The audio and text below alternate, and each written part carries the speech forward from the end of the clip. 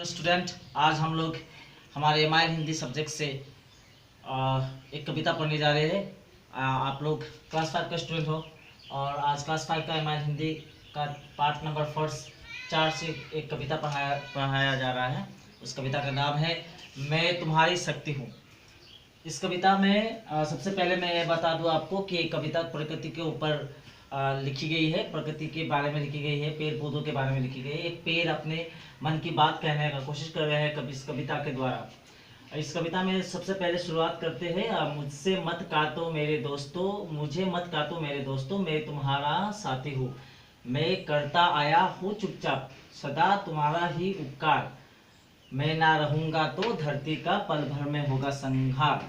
तो कविता में पेड़ पौधे हम कहते हैं कि हमें मत काटो।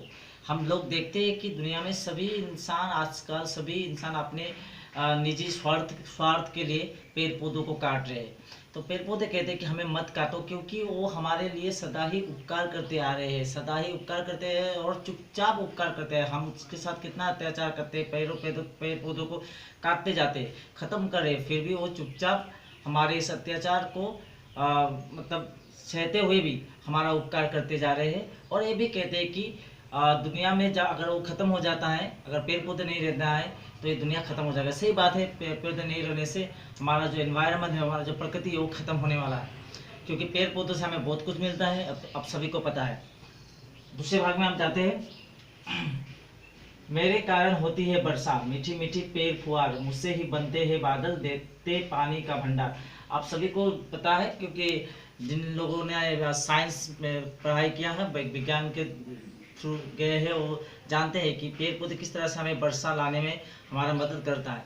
तो वो वही बात कर रहे हैं, पेड़ पौधे वही बात कर रहे हैं कि पेड़ किस तरह वो अपने वो हमें सहायता करते बरसात होने में, बादल बनाने में। उसके बाद देखिए यहाँ पर लिखा है मुझसे मत काटो, मुझे मत काटो मेरे दोस्तों, मैं करता अनंत उपकार। कहते हैं कि मुझे मत काटो, क्योंकि मैं बहुत सारा उपकार करता हूँ, बहुत ज़्यादा उपकार करता हूँ। और सही बात है, पूरे हमारा पूरा दुनिया इस पे एनवायरनमेंट में, इस प्रकृति से जुड़ा हुआ है। क्योंकि अगर ये प्रकृति में हमें कुछ मिलता नहीं, पेड़ पौधा नहीं होता, तो हमें ना खाना मिलता, ना फल मिलता, ना फूल मिलता, ना आदि। मुझसे पाता छाव पाथिक और पाता ठंडा ठंडी बयार, मेरे ही कारण उसके सस्ते सवरते नाना काम। मुझसे पाता छाव पाथिक, छाव पाथिक, पाथिक मतलब होता है राही, ट्रैवलर। तो कभी कभार हम लोग देखते हैं कि रास्ते पे जब ट्रैवलर लोग गुजरते हैं और या राही कोई चल के जाता है, तो हम लोग क्या करते हैं, हम लोग पेड़ के, कभी कभार हम लोग भी चलते हैं तो हम लोग पेड़ के कोई किसी पेड़ के नीचे बैठ के आराम करते हैं। तो वो बात कह रहे हैं वो कि उसके द्वारा ही पथिक को छाव मिलता है, और उसके कारण ही मतलब दुनिया के लोगों के नाना काम, बहुत सारे काम, जैसे टेबल चेयर लकड़ी, उसके बाद खाना पकाना, ये सारा चीज़ लकड़ी के द्वारा ही होता है और पेड़ पौधों के द्वारा ही होता है। हमें फल भी मिलता है, फूल भी मिलता है। मैं ही देता हूँ दोस्तों लाल गुलाबी पीले फूल, और खाने को देता हूँ आम अनार रस भरे कंदमूल। तो हमको खाना, हमको फल, हमको ये सब कहाँ से मिलता है? पेड़ पौधों से मिलता है। वही बात पेड़ पौधे भी कह रहे हैं कि हमें मत काटो, क्योंकि हमारे कारण ही आप लोगों का पेट भी भरता है, आप लोग जीवित भी हो। सबसे बड़ा बात है कि हम लोग जो सांस लेते हैं, जो ऑक्सीजन हमें प्रोवाइड होता है प्रकृति से, वो कहाँ से आता है? पेड़ पौधों से आता है। ये बात हमें जानना चाहिए। तो ब्लैक बोर्ड में, क्योंकि ब्लैक बोर्ड ज़्यादा बड़ा नहीं है और इसमें ज़्यादा लिखा नहीं जा सकता, इसलिए मैं थोड़ा सा किताब का हेल्प लेता हूँ। मेरी हरियाली देती तुमको ऑक्सीजन उसका है नाम, देख दुखती आंखें दुखता मन पाता है भरपूर आराम। मतलब ऑक्सीजन के द्वारा जो हमें सांस लेने का मौका मिलता है, जिसके कारण हम जीवित हैं, और इस उसी को हम लोग काट रहे हैं, उस पेड़ पौधों के काट रहे जिसके द्वारा हम जीवित हैं। ये मन को दुखाती है, ये मन को बहुत दुखाती है, और साथ ही साथ पूरा प्रकृति को भी खत्म करती है।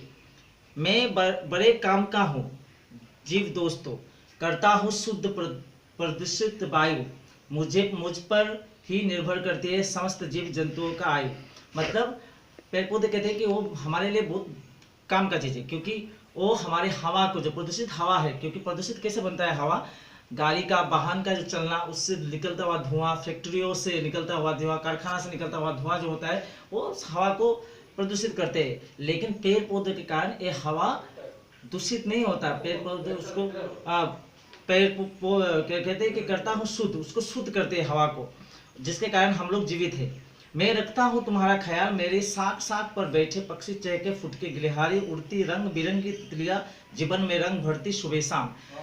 तो कहते हैं कि मैं रखता हूँ तुम्हारा ख्याल, मेरा साथ मतलब मैं, पेड़ पौधे हमारा ख्याल रखते हैं। सिर्फ हमारा ही नहीं, दुनिया में जितने भी जीव है, जैसे पक्षी हो, आप पक्षी को देखते हो, पक्षी आके बैठता कहाँ है? पक्षी आके पेड़ के डाल पर बैठता है। उसका घर ठिकाना नहीं होता, वो अपने घर उसी को बनाते हैं, उसी के ऊपर वो लोग चलते हैं। तो इतने जितने भी पक्षियाँ हैं, जानवर है, वो सब डिपेंड करता है, निर्भर करते हैं पेड़ पौधों पर। मुझे ना काटो मेरे दोस्तों, मैं तुम्हारी हूँ सच्चा साथी, मेरे नीचे बैठे दो घड़ी संत साधना करते हुए, मैं हूँ वृक्ष धरती का, पर ब्रह्मांड की शक्ति हूँ। मुझे मत काटो मेरे दोस्तों, मैं तुम्हारा ही शक्ति हूँ।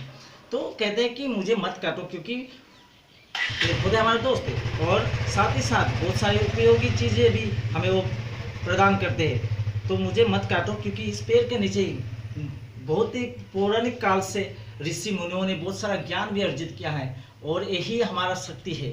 सही बात है। इस कविता को पढ़ने के बाद ये लगता है कि जो पेड़ पौधा है, और अगर ये नहीं रहता, अगर आप अब जस्ट इमेजिनेशन कीजिए या फिर सोचिए, बिना पेड़ पौधों की ये दुनिया एक बंजर लगेगा, क्योंकि आपको ना तो फल मिलेगा, ना तो फूल, ना तो खाना, ना तो पानी पीना। ये कविता हमें एक बहुत ही अच्छी शिक्षा दे रही है। इस कविता के द्वारा हमें एक शिक्षा मिल रहा है कि हम अपने प्रकृति को बचाएं, अपने प्रकृति को सुंदर बनाएं, ना कि असुंदर बनाएं इसे काट कर। यही आज की टॉपिक से आप लोग, उम्मीद है कि आप लोग इस कविता को समझ चुके हैं, इसलिए आज मैं यहाँ तक ख़त्म करता हूँ।